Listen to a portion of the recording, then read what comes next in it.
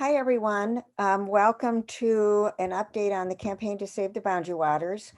My name is Becky Rom, and I am the national chair of the campaign to save the boundary waters. And I'm talking to you tonight from Ely, Minnesota, where I live in the woods. So hopefully you can all hear me just fine. I'm going to walk through a PowerPoint with you that gives you the background and fundamentals of the campaign to save the boundary waters, and then bring you up to date on all of the actions and strategies to protect the boundary waters, and then where we're going to go in the future with a Biden administration. You may submit your questions by typing into the chat box. And what I'd like to do, because I'm not great at multitasking, is to go through the presentation. And then when I am finished, I'll open up the chat box and then answer all of your questions. And so feel free to type in your questions whenever you have them. I will go for sure through all of them. So don't worry, even I'll stay here as long as it takes to answer all of your questions. So Sam, would you, the next slide, please? The campaign to save the boundary waters started in Ely by a bunch of local people, volunteers, who were very concerned about the threat of sulfide-ore copper mining in the Quetico Superior ecosystem. We started thinking about the problem back in 2012 and recognized that this ecosystem, the Quetico Superior ecosystem that you see on your screen, was really a uniquely valuable and uniquely vulnerable location for copper mining. We have a 1.1 million acre national wilderness area. Right now, you're looking at a photo of both the boundary waters and the Quetico, which lies to the north, also 1.1 million acres in size. And our international border has a free flow of water, all coming from the boundary waters heading north into Quetico. The area is the most visited wilderness area in the United States. It has been since 1964, when the National Wilderness Preservation System was first established. Next slide.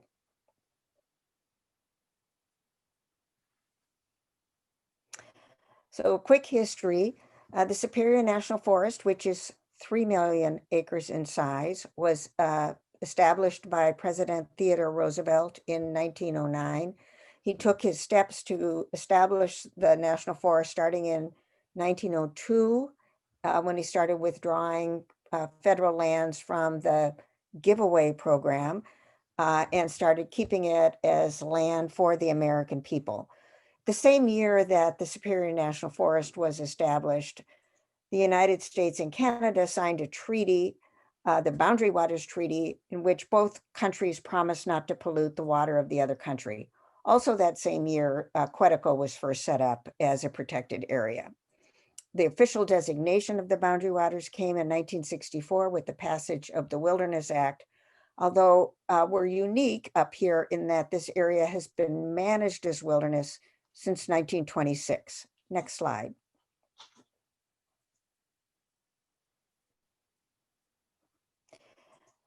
The history of mining is this. 2 years after the Wilderness Act was passed and the boundary waters became a national wilderness area, the Bureau of Land Management, which is a federal agency, it functions within the Department of the Interior, and is responsible for all mineral leasing in the United States, issued 2 mineral leases in the Superior National Forest and in the watershed of the boundary waters.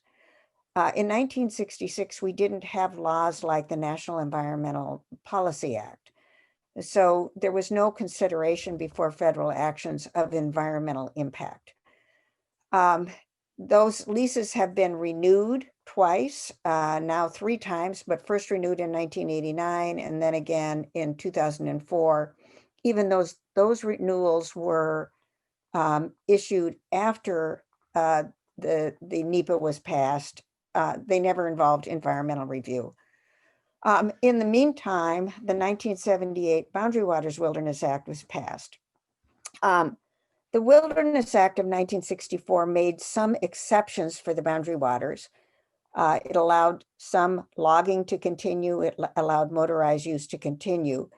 But also with mining becoming a concern up here, mining became an issue of great concern with the boundary waters. So Congress revisited the Boundary Waters and the Wilderness Act in 1978 and passed a new law. The new law, the 1978 Boundary Waters Act, bans mining within the Boundary Waters canoe area. It sets up buffer areas around the wilderness on the three major corridors leading into the wilderness where no mining is allowed. That totals 220,000 acres. And it directed the Forest Service to take every measure possible to protect the high water quality of the boundary waters from mineral development. So after the 78 Act, after the first two renewals of those old 1966 leases in 2012, Twin Metals applied for a third renewal of those two mineral leases. And that's when we got together and started the initial work on the campaign to save the boundary waters. Next slide, please. This is the geography that we work within. So this is called the Rainy River Drainage Basin. And the squiggly blue line along the bottom of your screen is called the Laurentian Divide. That's the dividing point, the continental divide for flowage of surface waters. So all surface waters north of that line flow into the Boundary Waters Canoe Area Wilderness and then head north into Quetico Provincial Park and further on into Voyageurs National Park. When we first started the campaign to save the boundary waters, this is what the map looked like in terms of federal mineral leases and federal prospecting permits. The orange were prospecting permits, the red were mineral leases, the purple were state mineral leases. The sort of brick red color that flows north through various streams is the flowage path of surface waters heading north. So those are the pathways that waters from those mine sites would flow. You see in crosshatch the boundary waters, and you see over on the upper left-hand side of the screen, Voyageurs National Park. Now, just next slide, please. To put this also into context, the Superior National Forest, which has 3 million acres of federal lands, and it's part of a national forest system of 190 million acres, contains 20% of the fresh water in the entire national forest system. Now, this view that you're looking at here is the site of those two 1966 mineral leases that were renewed in 1989 and renewed in 2004. What you're looking at the top of your screen is the Boundary Waters Canoe Area Wilderness. It's the area around Gabbro and Bald Eagle Lakes. The blue that is coming down at you from the top of the screen is the South Cowishiwi River. So that is water that is flowing out of the boundary waters until it meets the lake, which is across the center of your screen. That's called Birch Lake. And the South Cowishiwi River takes a turn to the left side of your screen and flows north back into the boundary waters. So this is the mine site that was proposed and still is being proposed for a Twin Metals mine. Next slide, please.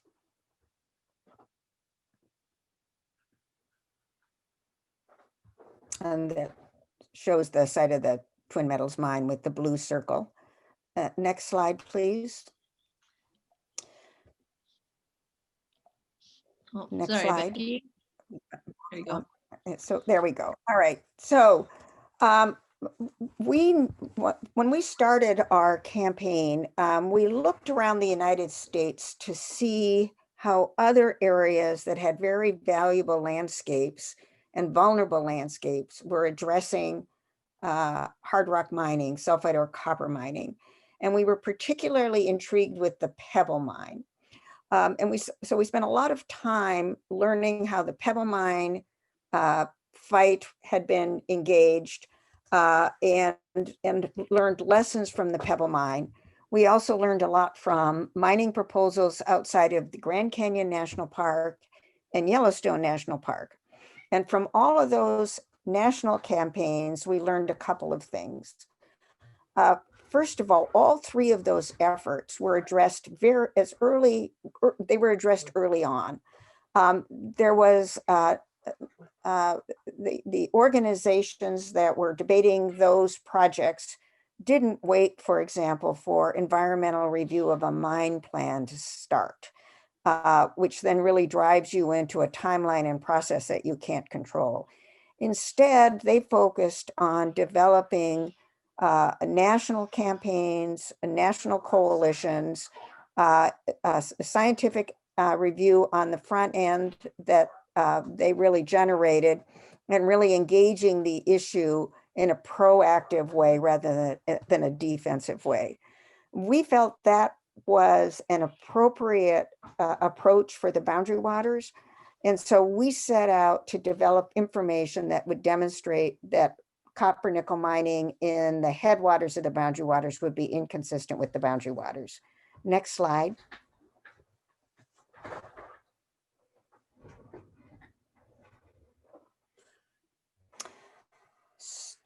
We had a goal. We knew that there never really could be a mine of any sort that could operate in the headwaters of the boundary waters without creating tremendous risk of harm to the wilderness. And so we established as our goal a permanent ban on sulfide-ore copper mining in the watershed of the boundary waters canoe area wilderness. We have never deviated from that goal, and that remains our goal. Everything we do is directed towards that goal. We are fortunate in that the laws and policies of the state of Minnesota and the national policies of this country really support our goal. This is a unique area. The boundary waters is federally designated wilderness and has been since 1964. It's also state designated wilderness, the only area in Minnesota that is designated by the state as wilderness. The state banned mining inside the boundary waters canoe area wilderness in 1976. And in 1978, the Boundary Waters Wilderness Act, passed by Congress and signed by President Carter, banned mining in the wilderness. Both the state and the federal government have buffer zones around the boundary waters for the purpose of protecting the boundary waters for negative impacts of mining. And both state and federal law under the Clean Water Act designate the boundary waters as the highest level of protected waters. They're called prohibited outstanding resource value waters, areas where no water quality degradation is allowed at all. So when you look at those policies of the country and those policies of the state, and you marry that to the scientific evidence, you know that it is impossible to carry out those policies, to keep this area untrammeled, clean, wild. The only way you can do that is to say no to mining in the headwaters, in the watershed of the boundary waters. Next slide. So what are the strategies to achieve that goal? Well, we had two federal mineral leases. They were then being held by Twin Metals. They had been originally issued to a Canadian mining company, Inco, but they had expired. They expired on January 1 of 2014. Twin Metals filed applications for renewal, but we knew that those mineral leases had never been reviewed for environmental impact. And we felt that if environmental considerations were reviewed, that it would be understood that mining cannot occur in this location without harming the boundary waters, and applications would be denied. Also, there is a unique statutory provision that's unique to Minnesota that requires for mining to occur in Minnesota, the Forest Service must consent. So a layer of Forest Service consent, a layer of environmental review, giving opportunities for the public to participate in the decision on whether or not those mineral leases should be renewed in this location. We set out as an interim step after addressing the mineral leases of a 20-year mineral withdrawal. Federal law since 1910 has said that not all federal minerals should be developed. We, the people of the United States, own 640 million acres of minerals. That's a lot. And there are obviously places where you never want to develop those minerals. You're not going to develop underneath Old Faithful in Yellowstone National Park, for example. And so there have been processes established by law so that the BLM and the Department of Interior can decide if a particular place is appropriate for mining or not appropriate for mining. And the executive branch of government, the Department of the Interior, has the authority to put off limits to mining, ban mining in areas for up to 20 years. So our first step after addressing the expired mineral leases was to encourage and advocate for a 20-year administrative withdrawal.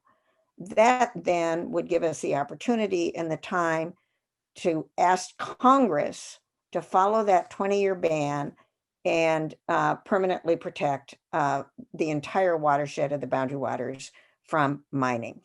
Next slide. We also had state goals and strategies. So we have been working both on the federal level. This is federal land, these are federal minerals, but we're also working on the state level because the state has jurisdiction over parts of mining as well. So we had multiple goals. We wanted the governor of the state of Minnesota to reject a twin metals mine plan. We wanted at some point to address Minnesota's non-ferrous mining rules and seek to amend them to prohibit sulfide-ore copper mining in the watershed of the boundary waters. And then last, we seek to accomplish a state ban on copper mining in the watershed of the boundary waters, just as the state and the federal government acted together in the 1970s to ban mining within the wilderness. Next slide, please. So this will give you a depiction of the way the waters work and our geography again. You see the Laurentian Divide. The white area is actually a sub-watershed of the Rainy River Drainage Basin. It's called, the sub-watershed is called Rainy River Headwaters. And you can see the directional flow of the water in the Rainy River Headwaters. The green represents the boundary waters. And what's interesting about this sub-watershed is that 50% of that sub-watershed is the boundary waters, but the other 50% is outside the wilderness and is unprotected from copper mining. This map will become, is relevant to a lawsuit that we're currently in with the state of Minnesota, in which we ask that no mines be allowed in the upstream half of the Rainy River headwaters, which is everything you're seeing in white, in order to protect the downstream areas of the watershed, which is what you see in green. Next slide, please. So how are we going to do all of this? We started off as a very small group. I told you it was a locally based effort by people in northeastern Minnesota who really felt the need to step up quite actively in preventing copper nickel mining in the watershed of the boundary waters. So we set out to build a very broad and deep coalition of a range of interests, from boundary waters visitors, and many of our leaders are Boundary Waters business people, outfitters, resort owners, etc. Businesses themselves, not only in northern Minnesota, but throughout the United States, camps and institutions like the Y, Voyager Outward Bound School, scientists, doctors, conservation groups, sportsman groups, indigenous people, as broad as a coalition as we could possibly make it. And our coalition today has more than 350 members. Over 300 of them are businesses from northern Minnesota, but also from across the United States. And through all of our coalition partners, we reach about 18 million people. Then we had to raise awareness across the nation of the Boundary Waters, its value, its vulnerability, and the threat of copper mining. There's a lot of competition out there in the environmental world, but also in other areas, other issues. And so very strategic and focused effort to do that.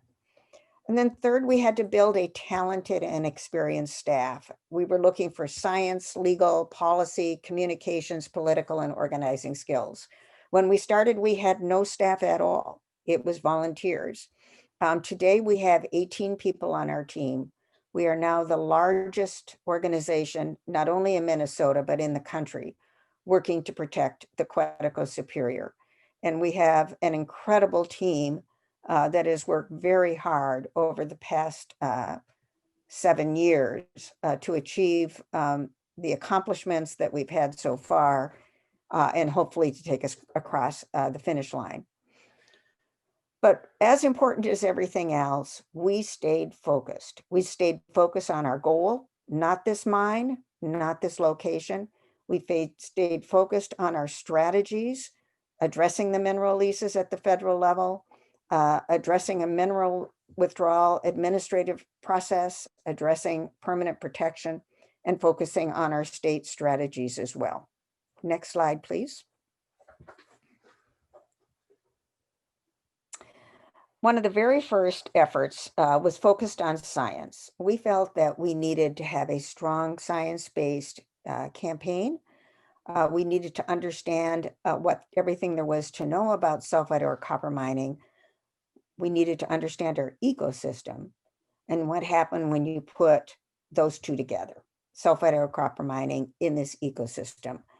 So we started engaging with scientists. Our very first effort to raise funds went to science. And some of the very first advice we got as we started talking to agencies, and in particular state agencies, was to really aim for high quality science and to, as much as we could, to have the scientific reports that we were relying on peer reviewed and published. So really impeccable levels of science. And we have tried to do that as much as we can, both with our ecosystem science, our economics, public health, to really have a very credible base of science. We also started doing GIS mapping. Up here in northeastern Minnesota, we're map people. You know, we've always used maps to go on canoe trips.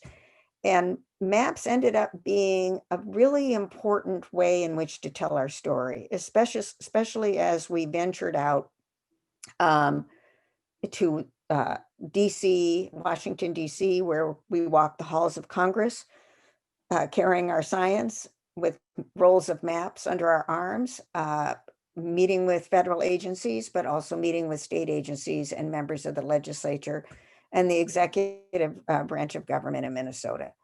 And so the end result is the science told us what we thought would be the case.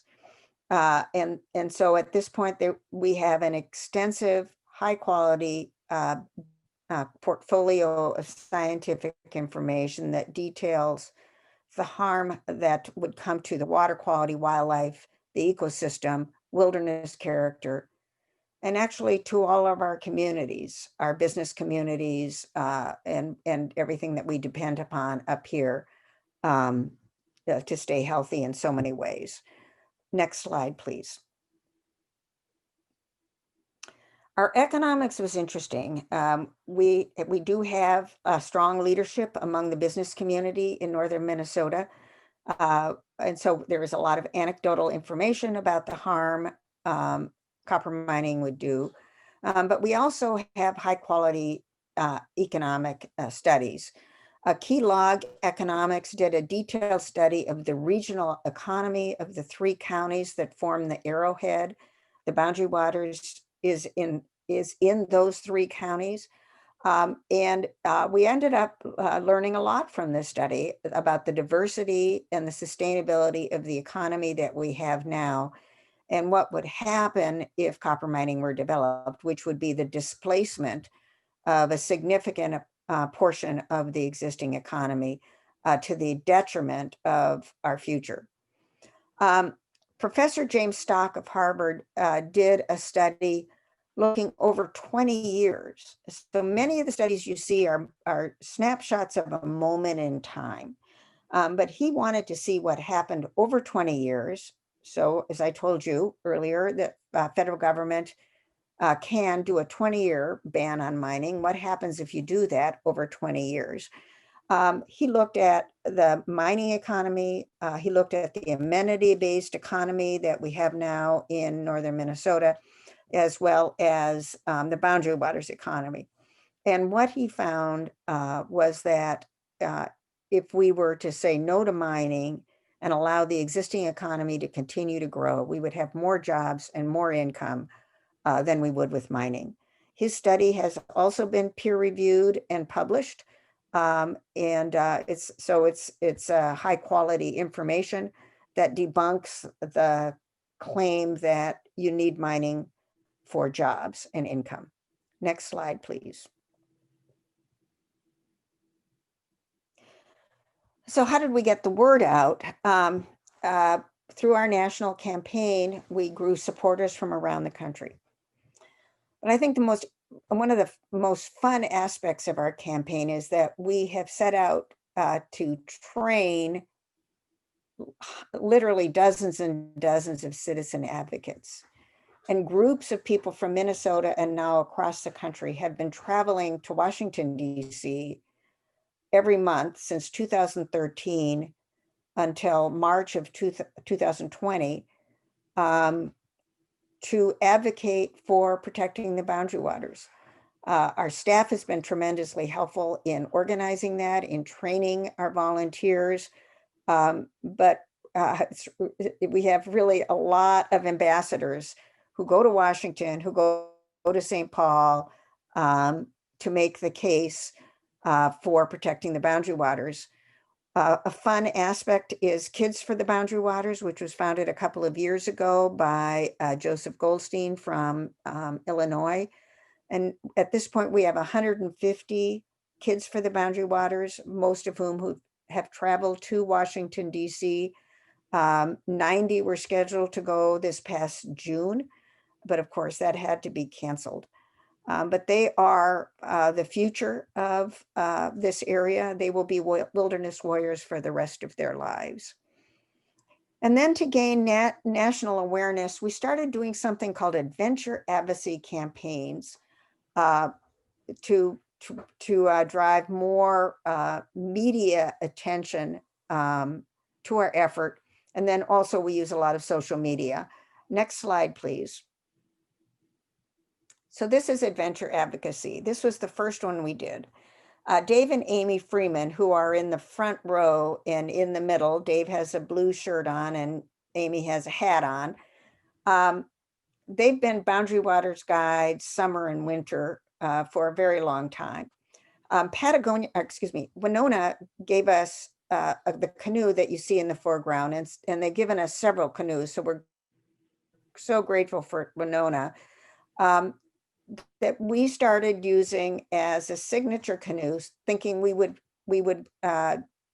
would be our petition to the federal government to protect the Boundary Waters.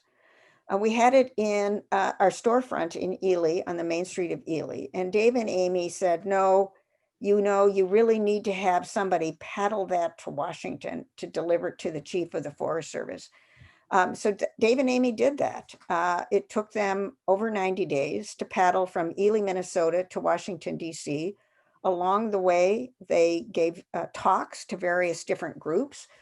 People signed the canoe. They paddled through New York Harbor and down into the Potomac and ended up in Washington, D.C., where the canoe was presented to the chief of the Forest Service. So there are about 40 folks that were out there and met them when they arrived. And then everybody went to the Capitol, which you see behind this group, to start advocating for permanent protection. Next slide, please. But that wasn't enough for Dave and Amy. They did another adventure advocacy, and that was in 2015 and 16. They went into the Boundary Waters in September and spent a year in the wilderness.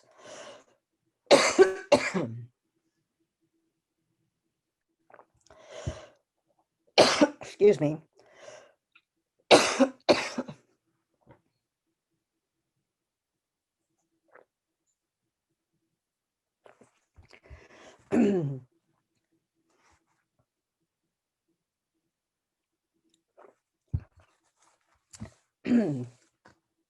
So many people went into the wilderness to meet Dave and Amy. We had support teams that went in every 2 weeks to provide supplies, haul out their canoe when winter was coming, and bring in their toboggan. And it was very successful. They got media coverage all over the United States, including on the Today Show for NBC. Would you please get me a copy? They also wrote a book about it, and the next year put their stack of books in a canoe that was hauled behind a trailer, and they pedaled their canoe to Washington, D.C., giving lectures about their book on their way out to Washington. So these series of adventure advocacies really started to highlight this place in the imagination and minds of the American people. And Davey and Amy were in particular tremendous ambassadors spreading the word about the value of this place and the threat to the Boundary Waters. Next slide, please.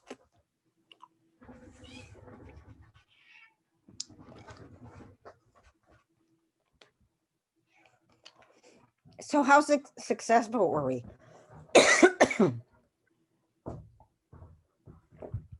We started achieving success in 2016.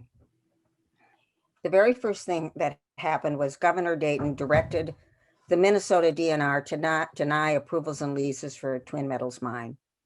That was our first success. But within days, the top lawyer for the Federal Department of Interior issued a legal opinion that said that the Bureau of Land Management had the discretion to grant or deny Twin Metals lease renewal application. Twin Metals didn't like that, so they sued, and Northeastern Minnesotans for Wilderness intervened in that lawsuit. The Forest Service has the right to consent to federal mineral leases, and it had done a multi-year environmental review of these leases, really starting with a lot of the science that we were able to provide to the Forest Service, and then launching its own public process to gather more information and data over the summer of 2016. And in December of 2016, the Forest Service issued its opinion withholding its consent to the renewal of those leases, concluding that copper mining in the Rainy River drainage basin would pose an unacceptable risk of harm to the Boundary Waters. It would create damage that could never be fixed or mitigated because of the way the interconnection of all the waters within the ecosystem and the low buffering capacity of the water, its inability to deal with acid. Next slide, please.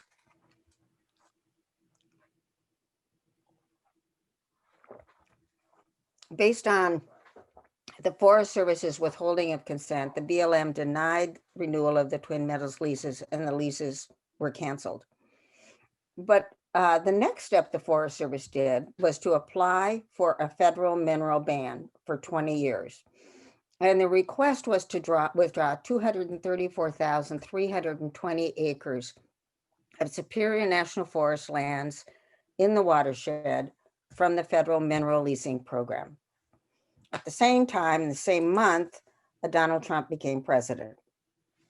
We worked very hard. We continued all of our work, going to Washington every month, meeting with agencies, meeting with members of Congress, to encourage the Forest Service to continue its study in the new administration, the Trump administration.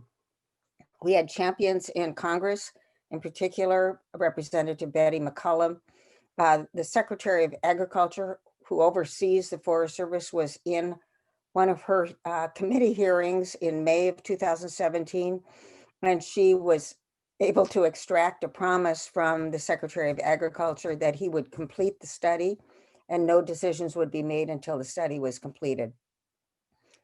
The Forest Service had 2 comment periods along with a number of public meetings, so people could participate and weigh in on the idea of a 20-year mining ban in the watershed of the Boundary Waters.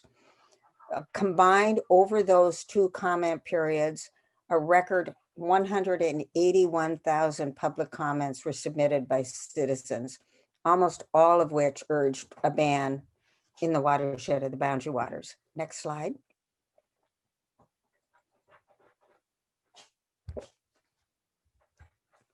And so this map shows you the areas that the Forest Service recommended for the ban, and it's everything that's in pink. So all of the areas that are in pink would have been put off limits to mining for 20 years. Next slide, please.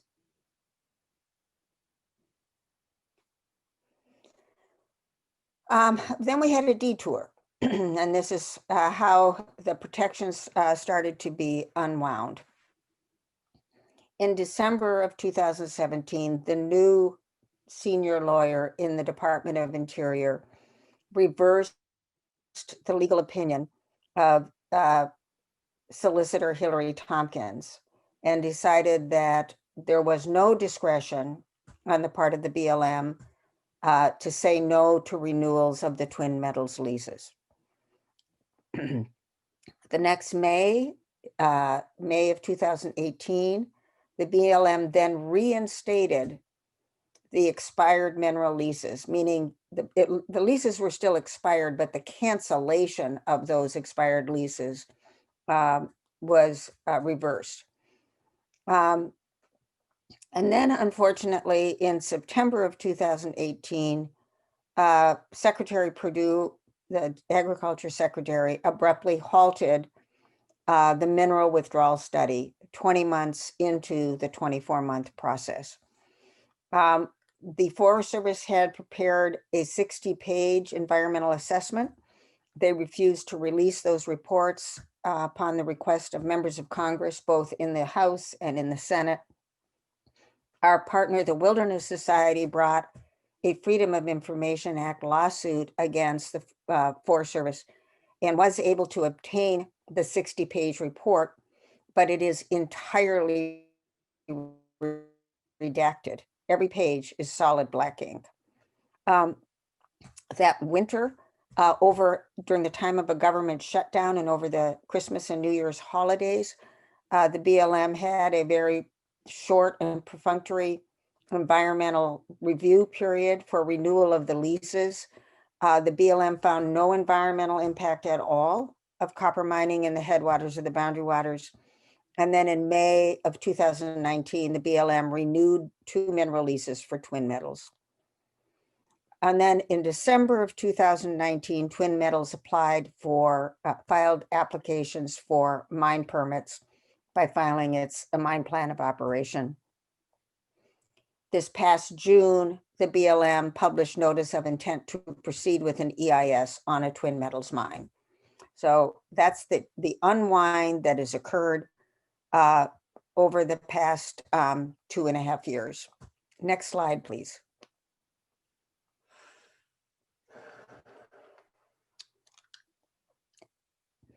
So we were unfortunately forced to challenge all of these decisions in court. Our first federal lawsuit was brought by 9 outdoor recreation businesses, Northeastern Minnesotans for Wilderness, and we brought suit in Washington, D.C.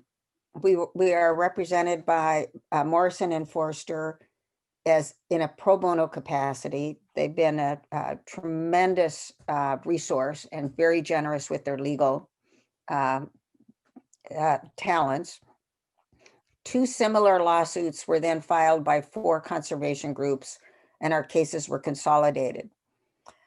This past March, the judge on that first federal lawsuit ruled against us, and we have now appealed that case to the Court of Appeals in the Federal Court of Appeals in the DC Circuit. We brought a second lawsuit to challenge the renewal. So the first lawsuit was when they said, we're going to resuscitate those expired leases. The second lawsuit is we're going to renew those expired leases. So the second lawsuit was brought this past spring in May by all the same groups that were in the first lawsuit. We have also brought that in federal district court in Washington, D.C. And then our third federal lawsuit has to do with prospecting permits. So last May, the BLM extended 13 prospecting permits covering 15,000 acres without any environmental review or Endangered Species Act consultation. So Northeastern Minnesotans for Wilderness, with 2 other partners, challenged that extension. And then in May, Northeastern Minnesotans for Wilderness sued the Minnesota Department of the Interior, Minnesota Department of Natural Resources under the Minnesota Environmental Rights Act, challenging Minnesota's mining rules. And we just had a filing in that case today, which I'll tell you about in just a minute. Next slide, please.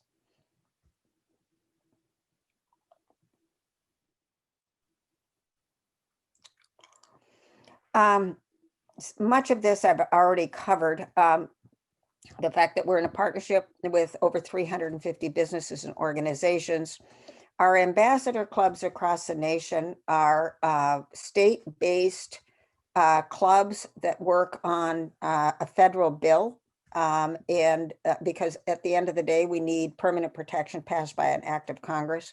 We've been extraordinarily successful in our media outreach and getting stories and editorials and op-eds throughout the United States, and also appearing in many major magazines. Next, please.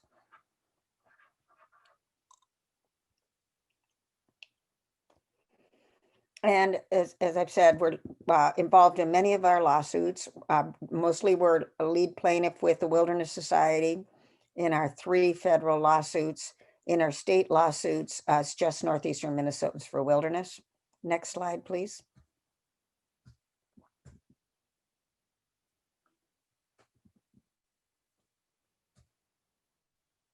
Next slide, please.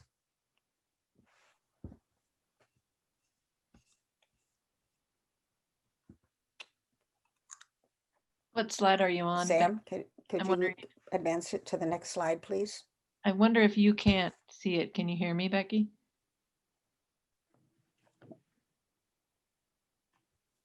Becky, can you hear Sam? See, Sam, can you advance it?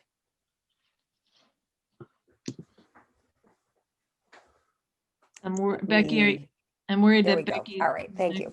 Oh yeah, you see the Okay, map? this is a map that addresses what I've just been talking about with the lawsuits. So the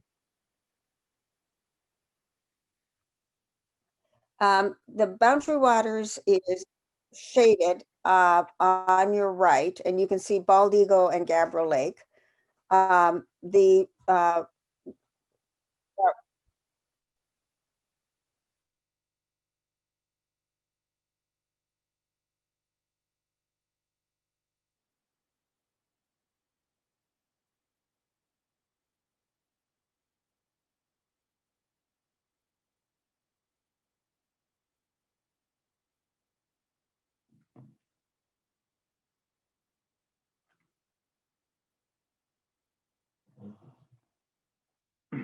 Becky, are you still there?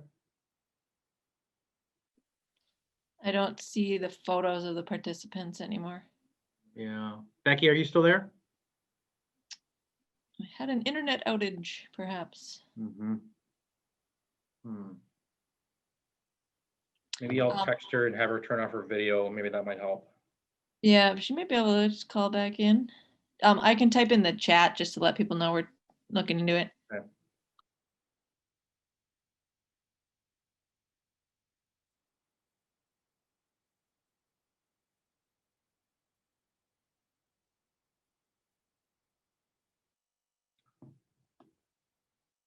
Hmm.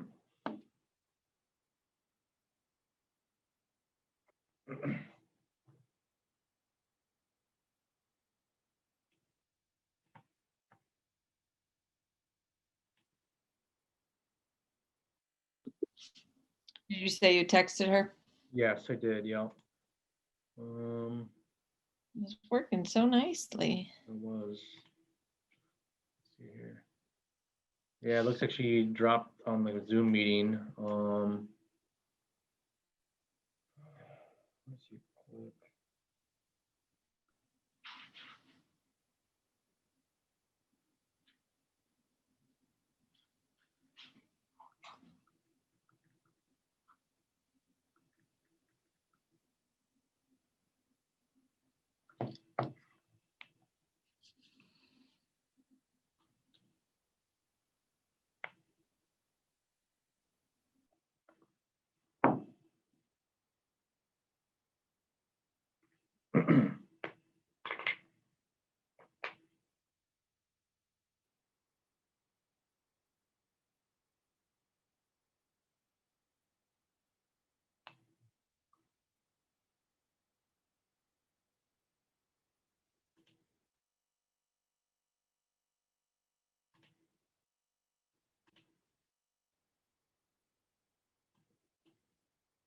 Hmm.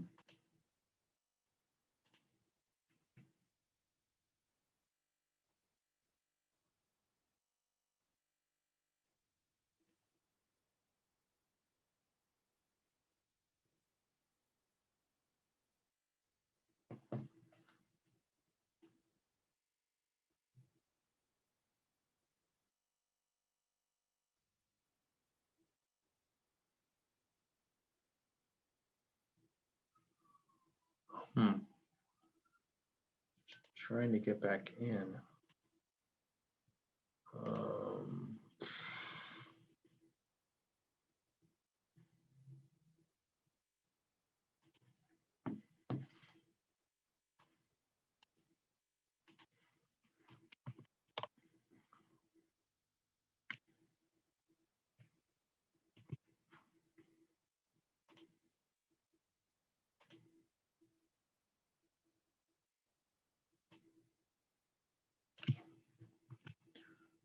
let's see if I can do this.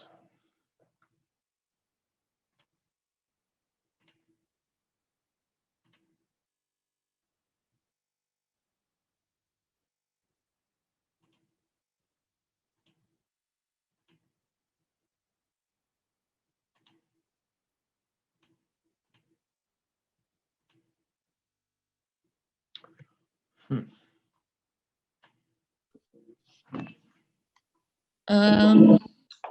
Oh, there she goes. I see her in the meeting now. Here we go. Yep, I let her in. I saw waiting room. Okay. Oh, you were the host. No wonder I couldn't figure it out. Okay. I see you, Becky. So I'm back. I'm back and okay. I'm back. I apologize to everybody. This is why we need better broadband in northern Minnesota, but thank you. Let me just quickly jump into this map. I'm sorry I lost you all for a while. So this map shows you the leases and the prospecting permit areas that Twin Metals has been trying to nail down over the 4 years of the Trump administration. So the brownish reddish stuff, that's one federal mineral lease that was canceled during the Obama administration and restored and renewed during the Trump administration. The light green that you see on your map, that's the other federal mineral lease that was canceled during the Obama administration and reinstated and renewed during the Trump administration. The yellow is a third mineral lease that Twin Metals seeks to get through its federal EIS.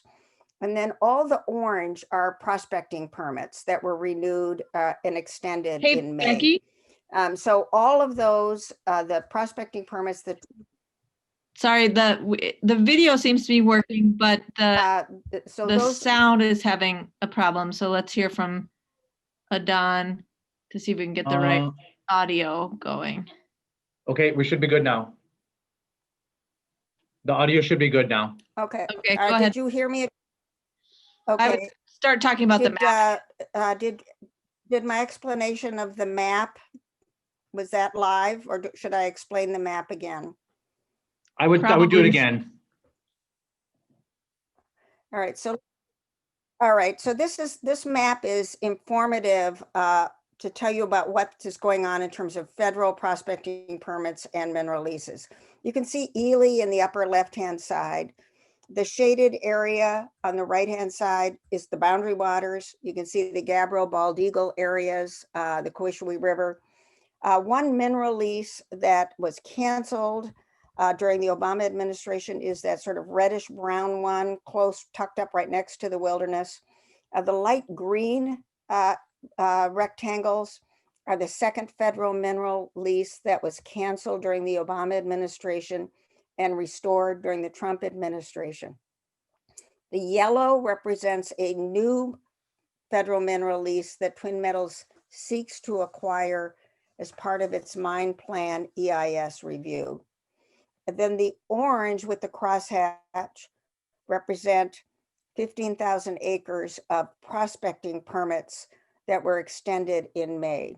So Northeastern Minnesotans for Wilderness has challenged the two leases, the green and the brown, and has challenged all the orange prospecting permits. Next slide, please.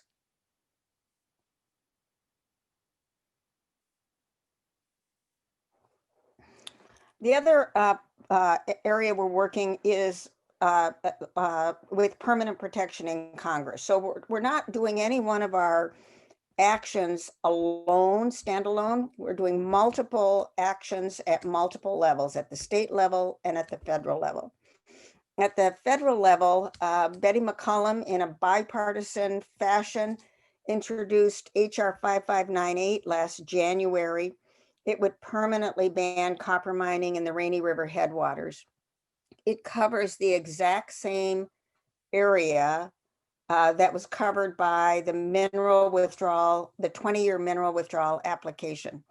This map shows you in yellow and sort of blue the area that would be covered by Betty McCollum's bill. Could we go back to the prior slide, Sam? That bill passed out of the Natural Resource Committee on September 30th of 2020. And so now it's ready for a vote on the floor of the full House. Betty has also been inserting in appropriations bills last year and this year provisions to help with this process. And the 2020 appropriations bill does defund a federal EIS for the mine plan for 1 year. So we could step back and really see if that's the direction we want to go. And then over the last 4 years, we've worked very closely with both members of the Senate and the House and the staff to provide information and data that for oversight hearings. And there have been 20 oversight hearings in the House and the Senate over the course of these past couple of years. Oftentimes, these oversight hearings challenge the reversal of protections for the Twin Metals project. Also, they oftentimes demand the mineral withdrawal studies and underlying data and reports that have been suppressed. Next slide, please. This is the boundary waters and the watershed. The watershed is in right angles because that's the way they draw these maps. But the purple and yellow areas are what we're seeking to have off limits from mining. Next slide, please.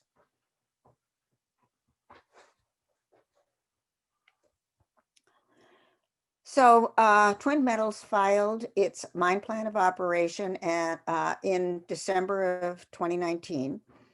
We encouraged the Walz administration to not do a joint federal state EIS because of the unreasonable restrictions that were being put on the federal EIS.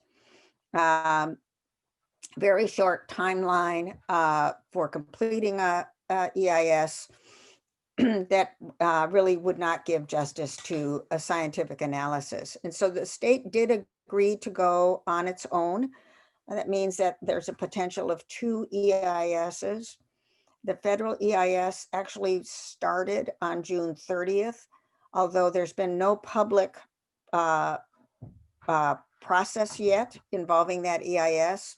We think that there was a rush to publish the notice of intent to jumpstart this EIS during the Trump administration.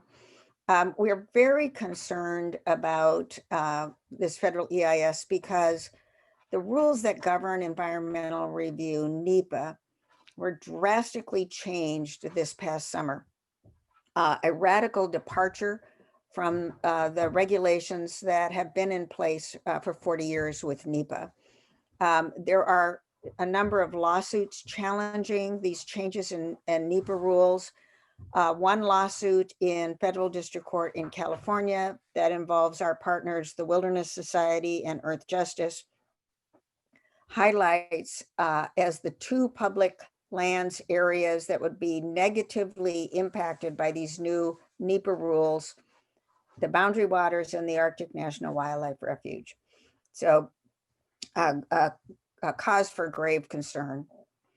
The state EIS process is going much slower. It's much more transparent. They have, the state has told Twin Metals that its mine plan submittals have been incomplete and inadequate. The state has also demanded that redacted 60-page federal mineral withdrawal study and the underlying data. Again, no public process has started. And again, dates are really not known if such a process, when such a process would start. Next, please.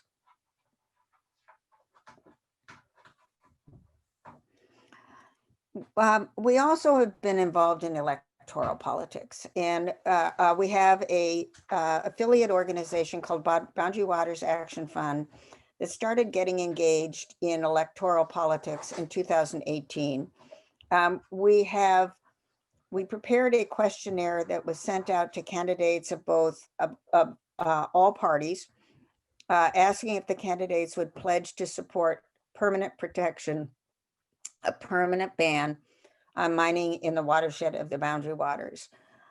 We had a slate of candidates who said yes in 2018 in Minnesota, and we call them Boundary Waters champions.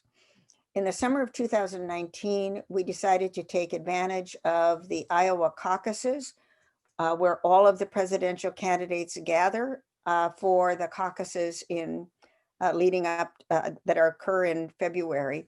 And so we put an organizer on the ground in Iowa to work with presidential candidate staff and Iowans who go to caucuses. Iowans love the Boundary Waters and they have no particular affinity for copper mining. So it created a unique opportunity to raise the visibility of the Boundary Waters with all of the presidential candidates. And at the end of the day, 12 presidential candidates became Boundary Waters champions and pledged to support permanent protection of the Boundary Waters. The 3 top winners of the caucuses this past February were Boundary Waters champions. We continued with that program in 2020. In Minnesota, we endorsed 120 pro-protection candidates, 61 of whom won. We did a lot of media outreach throughout the year in Minnesota, and we had a really fun event with Julia Louis-Dreyfus and Al Franken promoting our Boundary Waters champions and the cause of protecting the boundary waters. Next slide. We also do polling every year, and we've done polling with both Republican-oriented, center-right pollsters and center-left pollsters. Over the last 6 years, our polling numbers have always been very strong. Minnesotans love the boundary waters. Minnesotans oppose copper mining next to the boundary waters. Our polling this year was done in July.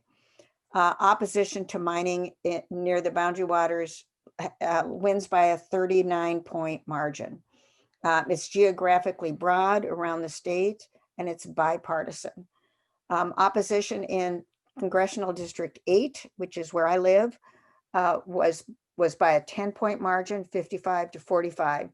Interestingly, support in CD8 for permanent protection led by a 15-point margin.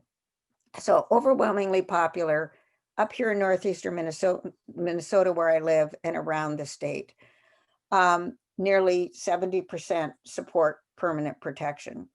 We also found that the boundary waters was a powerful political issue. By more than 2 to 1, Minnesota voters said they would vote for a candidate who fights for permanent protection as opposed to someone who doesn't.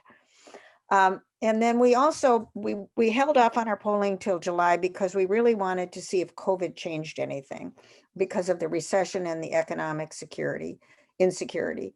And what we found was that there was an inherent unwillingness to compromise the boundary waters, even in the context of COVID-19. Next slide, please.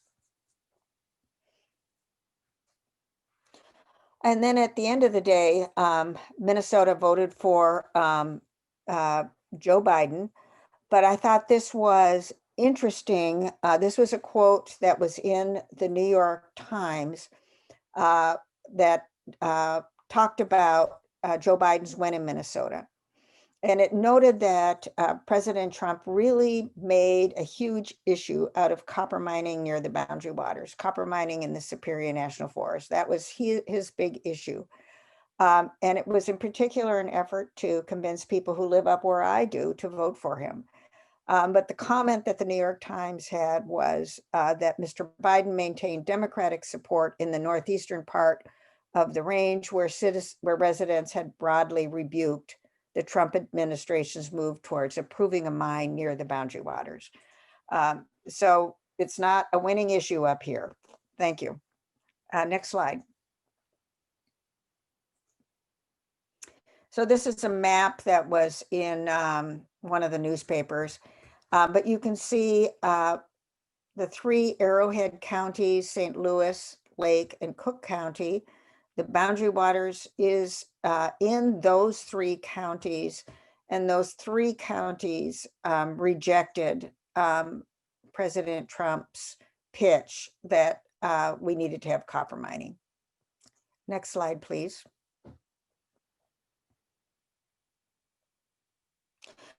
And so where are we now? The Trump administration did a lot to try to make this copper mining happen, but as we sit here today, there's no twin metals mine. We prepared for the possibility of a Trump presidency heading into 2016.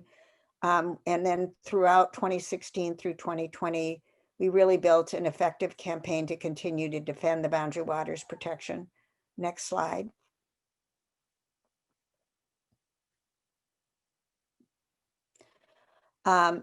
So I've gone over this already, but what we did was we challenged reversals in the federal leasing and review process. We continued to build political power and support. We continued to elevate the issue for presidential candidates. We released polling by center right and center left pollsters. We pushed back on political interference and anti-science, which we found in the Trump administration.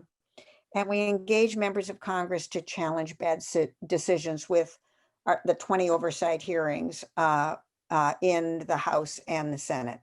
Next slide, please. So where do we go from here? We have a new administration coming in January that really has, we think, policies and values that'll be in sync with the policies and values that really drive protection of the boundary waters. We have a strong base of science for our protections, and we think that this will be an administration that respects science. We also have a strong environmental justice case. The arrowhead of Minnesota is 1854 treaty ceded territory. It was territory that belonged to the Ojibwe people, and they ceded it to the federal government in return for promises to forever provide hunting, fishing, and gathering. And they're a sovereign nation. In 2016, 3 Ojibwe bands and a Canadian First Nation community requested that the Obama administration put in place a 20-year administrative ban on mining. In 2020, the Minnesota Chippewa tribe, which includes 6 Ojibwe bands, issued a letter in support of Betty McCollum's bill, HR 5598, which would permanently protect the watershed of the Boundary Waters. So this is an incredibly important area for the Indigenous people who have rights under treaties in that area. And we also think that we've shown over time through polling year after year after year to the broad public involvement through all of the processes that we've been through, that permanent protection of the boundary waters is the consensus view in Minnesota and nationally. It's not a marginal view, it's a deeply held value of the people of Minnesota. And in overwhelming numbers, Minnesotans want this area protected and made off limits from copper mining. And I think at the end of the day, we can't lose sight of what really was where the fundamental position we were when we started. Every year, the EPA issues the list of America's most toxic industries. It's the toxic release inventory. And year after year, hard rock mining is the top generator of toxic pollutants in the country. Sulfide-ore copper mining is hard rock mining. And it is our belief and the campaign's belief that you don't allow America's most toxic industry next door to America's most visited wilderness. Next slide, please. So we set the table back in 2015, 2016, when we were working hard on advocating for the rejection of the Twin Metals lease renewals and for a 20-year administrative withdrawal. We survived 4 years of bad decisions, and we feel like we're in a good position to finish the job. But I do have to say that we need all the resources we can to restore the boundary waters protections and move us to not only a 20-year administrative withdrawal, but also permanent protection. Next slide, please. So, to just go back to where we talked about earlier, Northeastern Minnesotans for Wilderness is the lead organization in protecting the boundary waters, both within the state and nationally. We fund entirely the national coalition and the state coalition to protect the boundary waters. So it's very important that we are partners with the community as a whole. And I hope that you will consider supporting us for Give to the Max, which is tomorrow. Next slide, please. We've had very generous supporters who've thrown up a challenge. The Manitou Fund has generously provided a grant of $50,000 to be matched dollar for dollar. And then a collection of committed donors have added $100,000 to this challenge. And so we're trying to match tomorrow on Give to the Max Day, our challenge of $150,000, which will take us to $300,000 and really set us well in good position for going forward. I want to just add one other thing that I meant to cover, and I think it was right at the point when I lost you, so I apologize. I told you that we had a lawsuit in Minnesota. In Minnesota, we are challenging the non-ferrous mining rules because they allow a copper mine to be placed in the upstream half of the Rainy River headwaters. We brought suit asking, based on the Minnesota Environmental Rights Act that allows any individual and any organization to bring a claim and provide material evidence that a policy or a regulation fails to protect Minnesota's natural resources from pollution, damage, or destruction. In that case, we have now reached an agreement with the Minnesota DNR to remand our claim to the DNR for a process that can lead to changing the rules to ban mining in the watershed of the Boundary Waters. So it was a big step to reach agreement with the DNR. We're going to go into a public comment process under our state lawsuit to consider amending Minnesota's regulations to ban mining. So stay tuned for that. But it's a great example of the kinds of things we've been able to do. At the federal level, we work with the agencies. We work with Congress, and we work in the courts. At the state level, we're working with the agencies, we're working with the legislature, and we're working with the courts. And it's through that combination of work, all driven to gain permanent protection of the Boundary Waters, that we believe that we'll achieve success through our citizen advocacy, our science, our outreach, in all the support and work of citizens who have joined our effort. So I'm going to stop there and can look at the chats and answer questions. Right.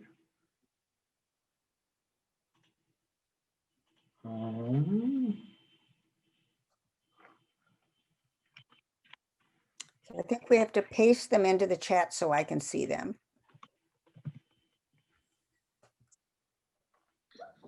You got it, Adon, or? Yep, I got it. Okay, I saw one earlier about Sure. outfitters. I'm sorry, I can't hear you, Sam. Go ahead.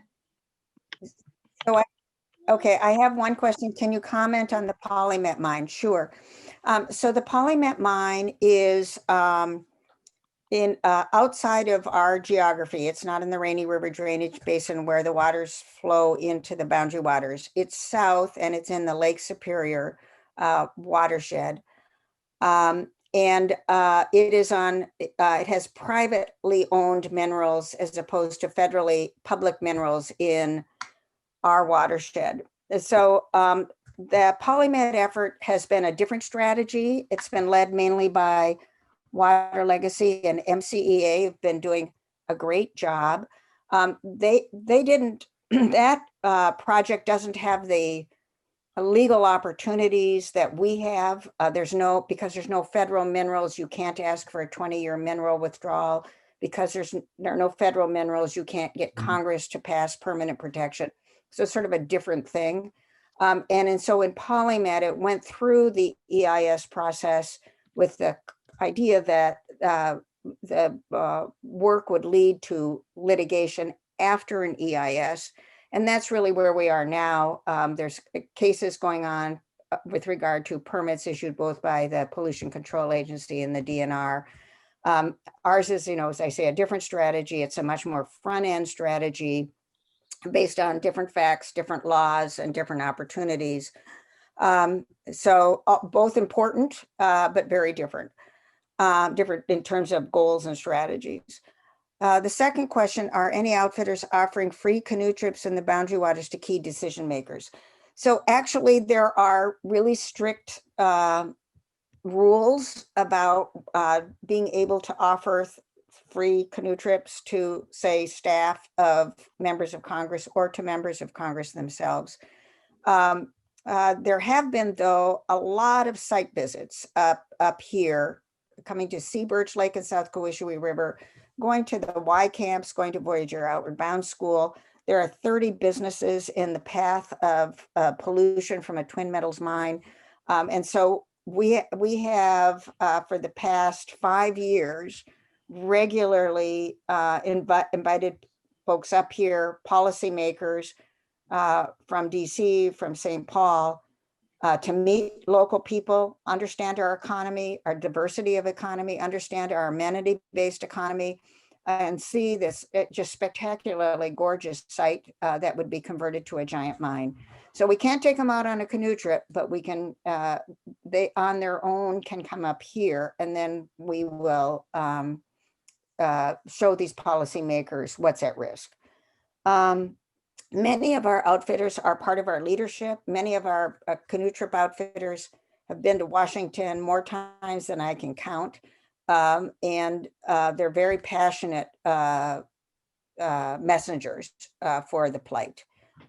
Do you expect to get any support from Republicans to protect the boundary waters? So Betty McCollum's bill that was introduced in January in the Congress, in the US House, was bipartisan. It had, in Minnesota, Betty McCollum and Dean Phillips, Democrats on the bill. But it also had Representative Fred Upton from Michigan, who's a Republican, and Representative Francis Rooney from Florida, who's a Republican. When Eric Paulson was in Congress, he's a Republican. He was in the 3rd Congressional District, the western suburbs of Minneapolis. He was a strong supporter for protecting the boundary waters. It's our view that this should not be a partisan issue. It should be bipartisan. And so we work hard to cross the aisle. Our closest partner in this is Sportsmen for the Boundary Waters, which also works hard to cross over the aisle and get support from Republicans. Having said all that, it's getting harder to do that, and I want to be honest about that. And I think it's different in the Minnesota legislature. I think it's going to be very difficult to get Republicans in the legislature to support boundary waters protection. It saddens me to say that, but we had no candidates return our questionnaire from the Boundary Waters Action Fund pledging permanent protection of the boundary waters from Republican candidates. Okay. Are there any more questions? That's it. All right. Well, thank you so much. If you have any questions that haven't been answered, you can contact any of us at savetheboundarywaters.org. Sam and I are on, and Sam is Sam at savetheboundarywaters.org, and I'm Becky at savetheboundarywaters.org. We really appreciate you staying up so late and watching us, and I'm sorry for the interruption. We should all work for better broadband in northern Minnesota. So thank you very much, and let's save the boundary waters. Good night.